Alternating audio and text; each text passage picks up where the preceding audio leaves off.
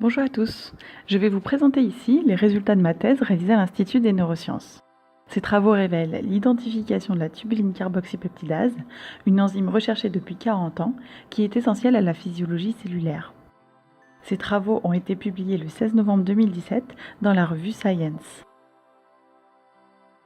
Dans les cellules de notre corps, des filaments dynamiques de protéines, appelés microtubules, ont plusieurs rôles importants.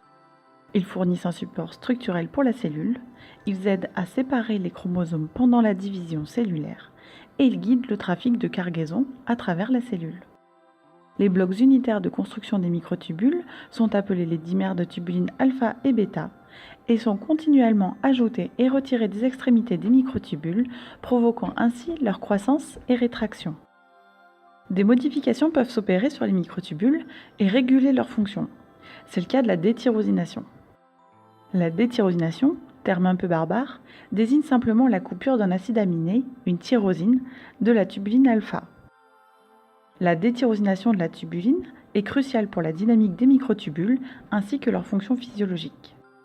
Aussi, des défauts de cette modification ont été impliqués dans le cancer, dans des défauts d'organisation du cerveau, ainsi que certaines cardiomyopathies. Bien que cette modification ait été décrite pour la première fois il y a 40 ans, l'identification de la protéine responsable de la détyrosination, la tubuline carboxypeptidase, est restée infructueuse. Afin de découvrir l'identité de cette enzyme, qui est faiblement exprimée dans les tissus, nous avons développé un processus de purification complet permettant d'enrichir et d'isoler cette insaisissable protéine.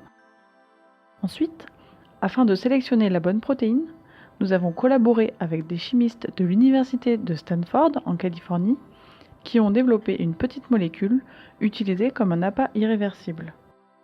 C'est donc grâce à cette approche innovante que nous avons identifié les vasoïbines comme les enzymes responsables de la détyrosination. Nous avons également découvert que les vasoïbines avaient un petit partenaire appelé Small Vasoibine Binding Protein ou SVBP qui est essentiel à leur activité.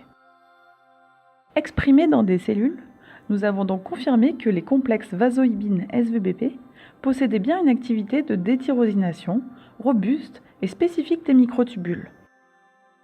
Étant donné que la détyrosination est particulièrement enrichie dans le cerveau, nous avons décidé d'investiguer le rôle que les vasoïbines pourraient avoir dans cet organe. Pour cela, nous avons analysé les effets de la diminution de l'expression de ces protéines dans des neurones de souris en culture. Nos résultats démontrent ainsi qu'une baisse de ces protéines dans les neurones réduit les taux de tubuline détyrosinée et provoque d'importantes anomalies de la différenciation neuronale.